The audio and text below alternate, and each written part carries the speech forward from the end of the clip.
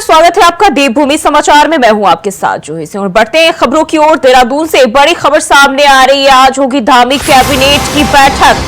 सचिवालय में दोपहर 1 बजे से बैठक होगी। लोकसभा चुनाव के बाद पहली कैबिनेट बैठक। निकायों में ओबीसी आरक्षण में हो सकता है बदलाव, कई अहम मुद्दों पर होगा मंथन। तो ये जानकारी आज धामी कैबिनेट की बैठक होने जा रही है। सचिवालय में दोपहर 1 बजे से बैठक होने जा रही है, जहां कई अहम मुद्दों पर मंथन किया जा सकता है। वहीं निकायों में ओबीसी आरक्षण में भी बदलाव किए जाने की संभावना है। लोकसभा चुनाव के बाद ये पहली कैबिनेट बैठक है और धामी कैबिनेट की ये बैठक होने जा रही है। देहरादून से खबर सामने आ रही। सचिवालय में दोपहर 1 बजे से बैठक होगी। कई अहम मुद्दों पर इस दौरान जो है मंथन किया जाएगा। लोकसभा चुनाव के बाद पहली कैबिनेट की बैठक होने जा रही है और इस दौरान कई अहम मुद्दों पर बातचीत किए जाएंगे और मंथन किया जाएगा। तो आज धामी कैबिनेट की बैठक होने जा रही है। लोकसभा चुनाव के बाद पहली कैबिनेट की बैठक होने जा रही है।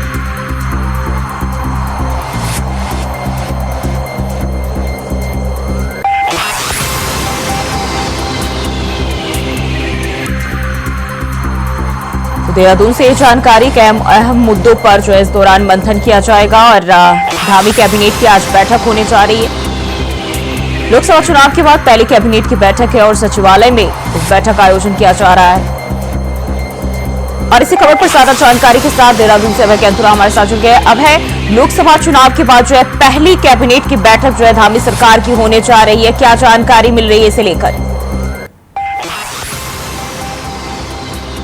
सरकार की उस पर सभी की निगाहें टिकी हुई है, क्योंकि ये बैठक लोकसभा चुनाव के बाद पहली बार यहाँ पर हो रही है। यानी लंबे समय बाद ये कैबिनेट बैठक हो रही है। तो ऐसे में सभी को उम्मीद है कि चुनाव के दौरान जो सरकार के मंत्री और विधायकों ने जो वायदे किए हैं डबल इंजन की सरकार के द्वारा विकास के कामों का असर दिखाने का, उस पर सरकार क्या कुछ आज निर्णय लेती है उसको लेकर बातचीत यहाँ पर होगी।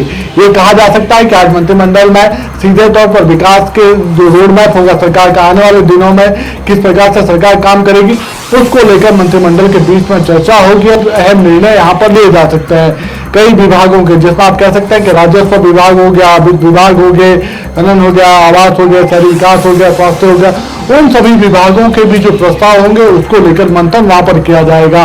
और ये कह सकते हैं कि धामी सरकार की इस कैबिनेट बैठक में आज जहां बेरोजगारों के लिए रोजगार के अवसर सृजन करने के लेकर बातचीत वहां पर हो सकती है, वहीं निकाय चुनाव को लेकर भी सरकार की तरफ से कोई बड़ा निर्णय यहाँ पर लिया जा सकता है। जो सूत्र बता रहे हैं वो यही है कि निकाय चुनाव में जो ओबीसी का जो आरक्षण होना है उस आरक्षण एक्ट में किस प्रकार से बदलाव यहाँ पर किया जा सकता है, ताकि जल्द से जल्द निकाय चुनाव यहाँ पर हो सके और जो आरक्षण व्यवस्था की जो कमियां हैं उन कमियों को दूर करने का काम भी यहाँ पर किया जा सकता है। तो ये कह सकते हैं कि निकाय चुनाव को लेकर भी धामी सरकार कोई बड़ा निर्णय यहाँ पर ले सकती है और राज्यवासियों के लिए चुनाव का जो राह है जिसकी लगातार चर्चा यहाँ पर हो रही है निकाय चुनावों को लेकर, उसकी राह और आसान बनाने का काम आज मंत्रिमंडल यहाँ पर कर सकती है। सबसे बड़ी बात यह कि अभी तक ये कह सकते हैं कि राज्य के भीतर विकास की परियोजनाओं को लेकर जो बातचीत अभी तक हुई है, जिस पर पिछले दिनों जो इन्वेस्टर समिट हुआ था, इन्वेस्टर समिट में जो निवेशक यहाँ पर आए थे जिनके द्वारा अपने निवेश के प्रस्ताव यहाँ पर सरकार के साथ एमओयू किए गए थे,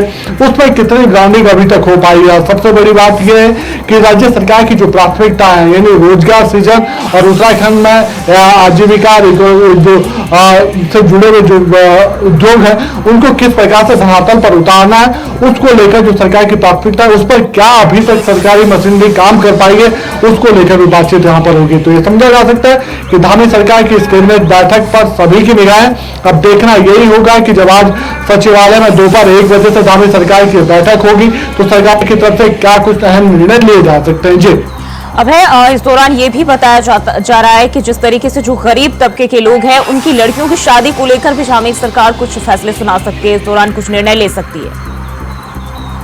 हाँ, तो बिल्कुल। इसके अलावा भी आप ये कह सकते हैं कि ESW के जो आवास आवंटन यहाँ पर होने हैं उसको लेकर सरकार की जो पॉलिसी है उस पॉलिसी पर किस प्रकार से काम यहाँ पर हो सकता है। साथ ही जो सबसे बड़ी बात है कि राज्य सरकार जो अभी तक के जो निर्णय यहाँ पर ले रही है उन निर्णयों में कैसे विकास के कामों को आगे बढ़ाया जा सकता है उसको लेकर बातचीत यहाँ पर होगी।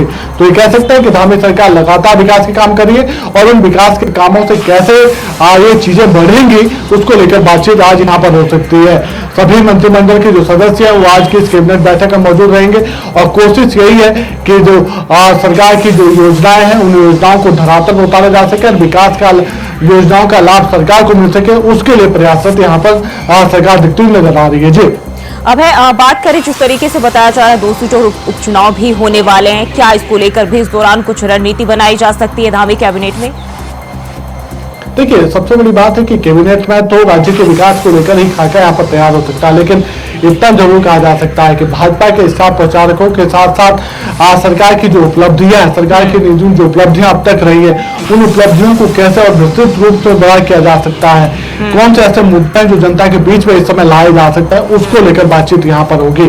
और राज्य में जिस प्रकार से सभी लोगों की इस समय ये कह सकते हैं कि अभी जो चारधाम यात्रा गतिमान है जिस पर सभी की निगाहें और मानसून सीजन के लेकर जो तैयारियां अब तक प्रशासन तरफ से की गई है, आपदा प्रबंधन की तरफ से की गई है उसको लेकर भी बातचीत यहाँ पर होगी, क्योंकि मानसून सीजन हमेशा ही उत्तराखंड के लिए दुखदायी रहता है। तो ऐसे में जो पूर्ववर्ती तैयारियां यहाँ पर होनी चाहिए उन तैयारियों को कितना पुख्ता अब तक विभाग यहाँ पर कर पाए हैं, जो मुख्यमंत्री के जो निर्देश थे कि समय रहता है वो सभी तैयारियां यहाँ पर पूर्ण कर ली जाए तो उस पर विभाग कितना खरा उतर पाए उसको लेकर भी मंथन यहाँ पर होगा।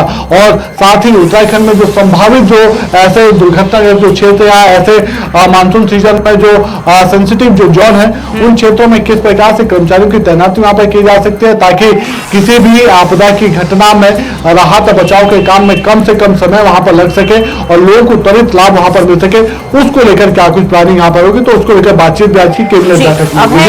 अगर हम बात करें जिस तरीके से लोकसभा चुनाव खत्म हो चुके हैं, वहीं आपने बताया कि ओबीसी आरक्षण को लेकर भी इस दौरान जो है कुछ फैसले लिए जा सकते, क्या लगता है किस तरह के बदलाव जो है इस दौरान संभव है?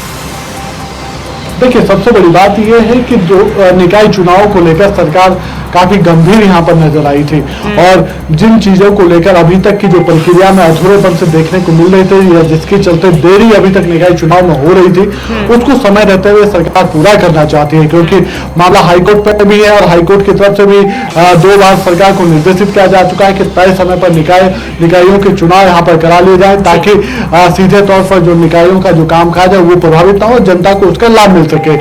अभी तक ये कह सकते हैं कि प्रशासकों का कार्यकाल दूसरी बार बढ़ाने का काम यहाँ पर सरकार की तरफ से किया गया है, 3 महीने का एक और प्रशासकों का कार्यकाल बढ़ा दिया गया।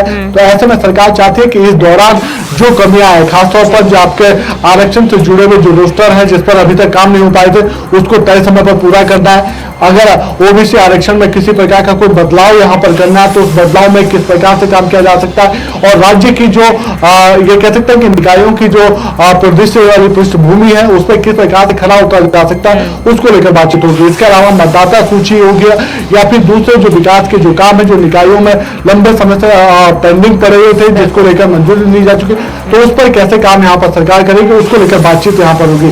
तो समझा जा सकता है कि अभी तक जो सरकार के पास आचार संहिता की जो जंजीरें थी लगी हुई वो जंजीरें भर चुकी है और अब सरकार चाहती है कि राज्य में पूरी तरह से विकास को लेकर सरकार का ध्यान फोकस किया जा सके और उस पर अधिकारियों की जो जिम्मेदारी उस जिम्मेदारी को तय करने का काम वहां पर किया जाएगा। जी बिल्कुल अभय, बहुत बहुत शुक्रिया जानकारी साझा करने के लिए। और बढ़ते आगे खबर हरिद्वार से, जहां राज्यपाल लेफ्टिनेंट जनरल गुरमीत सिंह आज हरिद्वार दौरा पर है। राज्यपाल ने देव संस्कृति विश्वविद्यालय में निहंग समाज और विशिष्ट आध्यात्मिक समागम कार्यक्रम में शिरकत की। बाबा हरजीत सिंह रसलपुर अयोध्या राम मंदिर लंगरवारे के प्रमुख जत्थेदार और निहंग समाज के लगभग 45 सदस्य देव संस्कृति विश्वविद्यालय पहुंचे हैं।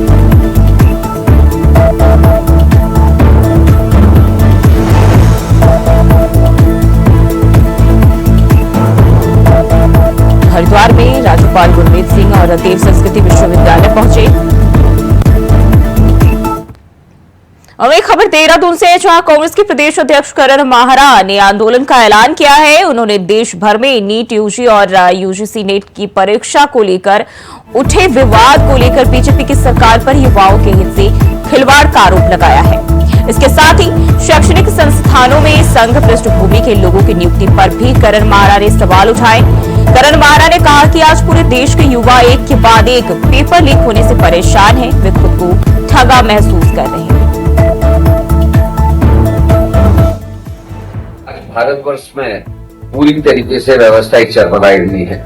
जो नौजवान नवयुवतियां अपने कैरियर के लिए 8-8 घंटे से लेकर 15 घंटे तक पढ़ते हैं और कोशिश करते हैं कि वो किसी बड़ी परीक्षा को पास करें, आज उनके सपनों के साथ छलावा हो रहा है।